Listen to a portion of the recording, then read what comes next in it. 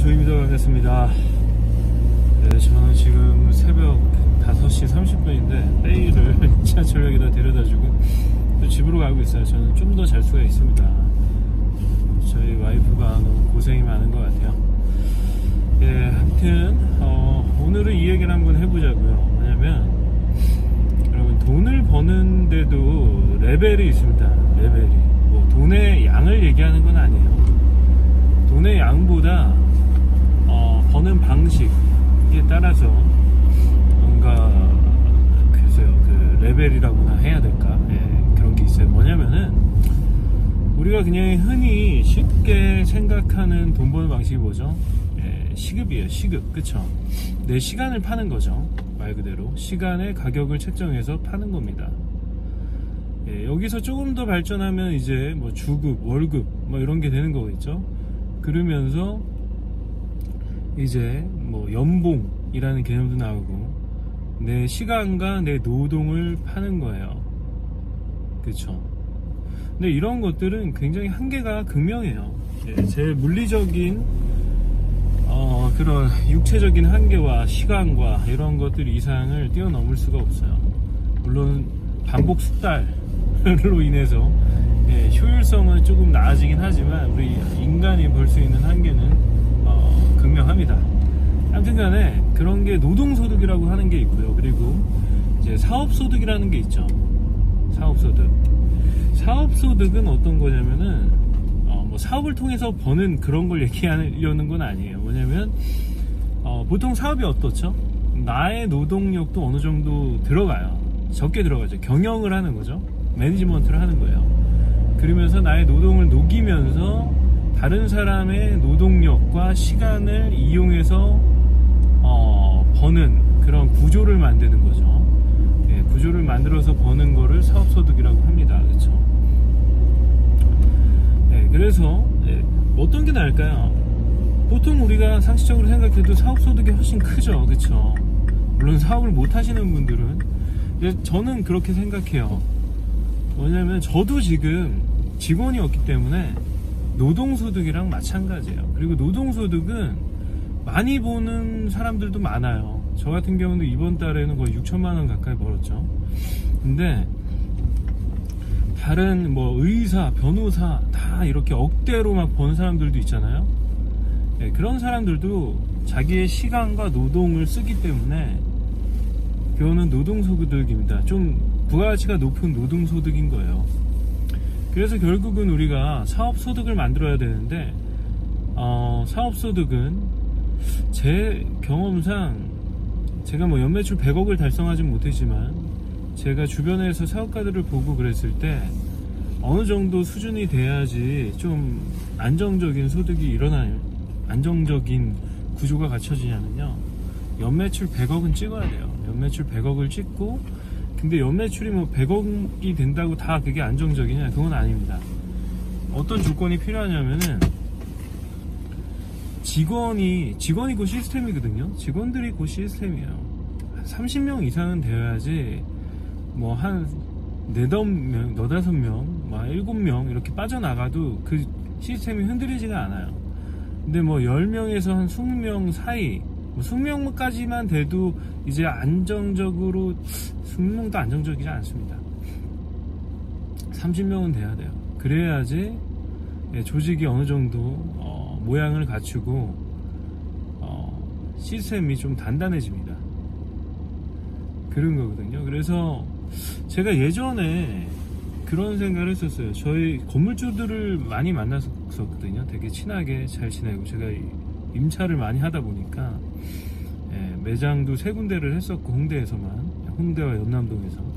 그러다 보니까 건물주들을 많이 상대를 했는데 그분들을 만날 때마다 이런 생각이 들었어요. 저거 되게 지루해 보인다. 그리고 그분들이 추구하는 연 수익률은요 7%면은 무조건 하는 거예요. 연 7%의 수익률. 5%만 돼도 합니다, 보통. 그건 임대 수익률이죠. 임대 수익률. 그런데 그게 저는 어렸을 때는 되게 지루해 보였어요. 그리고 왜 저렇게 작은 수익률에 연연해 거기에 목숨을 걸까 했죠. 되게 지루해 보이고. 근데 제가 막상 사업을 해보니까 사업으로 벌어들이는 그런 레버리지는 엄청 커요. 그쵸? 예, 수익률도 엄청 크죠. 왜냐면 물건을 계속 돌려가지고 파니까 만약 10만원짜리 물건을 10번 돌리면은 그쵸? 예, 1000% 나오는 거거든요. 그러니까 수익률로만 따진다고 하면은 사업을 따라갈 수 있는 게 없어요. 하지만 경험을 해보니까 안정성이 굉장히 떨어져요.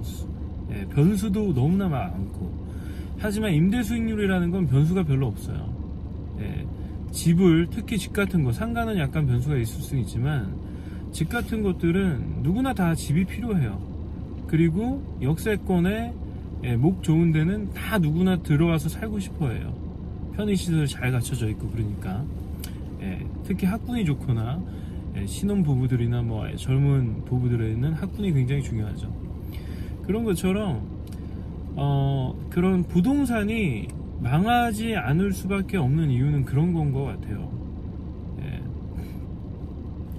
뭐 일본에처럼 뭐 부동산이 폭망한다 막 이런 얘기 많이 하는데 저는 한편으로는 그래요. 그 슈카님이 방송한 걸 보니까 이미 그런 구간에 지난 게 아닐까라는 얘기를 하시더라고요. 그 폭이 조금 낮았을 뿐이지. 근데 전 동의합니다. 어느 정도. 그래서 부동산 가격은 지금 문재인 정부가 잡으려고 이번에도 또 새로운 대책을 내서 뭐 DTI 규제나 뭐 대출 규제죠. 대출 규제. 갭 투자를 못하게 하려고. 그러니까 어때요? 전세값으로 다 띄워버려요. 전세값이. 이제 서민들이 더 살기 힘들어지는 거예요. 아무튼 얘기가 자꾸 벗어나는데 소득에 대해서 얘기를 하고 있는 거예요. 돈을 버는 방법. 근데 결국에는 저도 나이를 먹다 보니까 체력도 이제 조금씩 약해지기 시작하고 몸도 금방 피로해지고 운동을 해야 되는데 그래서 12월 달에 운동하려고 이 에어비앤비 실전 프로그램을 한 건데 피곤하더라고요. 그러면서 많이 느꼈어요. 이게 아무리 일이 재밌고 즐거워도 내 몸이 피곤하면은 이건 진짜 미련한 짓이구나. 그래서 노동소득이 아니라 사업소득과 투자소득, 임대소득 같은 거죠. 그런 거를 이제 나의 그 노동력을 투자하지 않아도 되는 그런 소득을 이제 패시브 인컴이라고 영어로 그러더라고요. 소극적인 소득이죠. 적게 노력을 해도 돈이 들어오는 그런 투자 소득을 많이 늘려야 되겠다라는 생각이 많이 들었습니다. 여러분은 어떠신가요? 저도 그랬어요. 여러분 20대 분들 계시고 또 30대 초중반 분들 계시면은 여러분 그렇게 생각할 거예요. 아니 너무 저거 진짜 꼰대들 하는 사업 아니냐, 임대업은. 근데 그게 아니에요. 많은 부자들이 돈을 그런 방식으로 버는 데는 그만한 이유가 있었어요. 그러니까 사업 소득으로 벌어들이는 것, 또 노동 소득으로 전문가들이 뭐 의사, 변호사, 그런 사자 들어가는 사람들이 벌어들이는 그런 수익률로이라고 한번 말은 맞진 않지만 아무래도 그 수익 벌어들일 수 있는 투자 대비 아웃풋을 계산할 때는 당연히 레버리지가 큰 사업 소득이 제일 커요. 그리고 전문가들이 벌어들이는 고부가치 그런 서비스나 이런 것들이 굉장히 크죠. 부가가치가. 하지만 안정성이 현저하게 떨어집니다. 그래서 결국에는 부자들이 벌어들이는 방식인 패시브 인컴, 투자 소득을 통해서 벌어들이는 방식이 굉장히 힘이 센 거예요. 숫자는 낮아요. 하지만 투자 소득을 벌어들이기 위해서는 어느 정도 목돈이 필요해요. 그렇죠? 그래서 사업 소득을 만들기 시작하면은 그거를 다 전액 재투자하지 마시고 투자 소득으로 꼭 반드시 돌리시길 바랍니다. 30대 중반부터 아니면 빠르면 빠를수록 좋아요. 투자 소득으로 전환을 하는 거는. 그래야지 여러분들이 나중에 무슨 일이 생길지도 모르잖아요. 그리고 적은 노력으로 안정적이고 단단한 소득을 벌어들일 수가 있습니다. 제가 후회하는 것 중에 하나예요. 후회는 아니고 지금도 늦지는 않았다고 생각을 합니다. 지금도 아직까지 노동소득의 부가가치가 높기 때문에 그리고 또 사업소득을 만들어낼 수 있는 그런 시간적인 여유가 아직까지는 있어요. 100억, 연매출 100억에 직원 30명, 이게 저의 목표입니다. 내년에는 반드시 이뤄내고 말 거예요. 직원 30명의 연매출 100억 1년 만에 한번 해보도록 하겠습니다. 그 구조를 만들지 못하면은 이제 노후가 조금 힘들어지는 거예요. 고달파지는 겁니다. 가면 갈수록 체력은 떨어지고 감은 떨어지죠. 감도 떨어져요, 여러분. 그래서 그런 패시브 인컴을 반드시 만들어야 된다는 말씀을 여러분들과 한번 나누고 싶었어요. 그래요. 그러면 저는 다음 영상에서 뵙겠습니다. 감사합니다.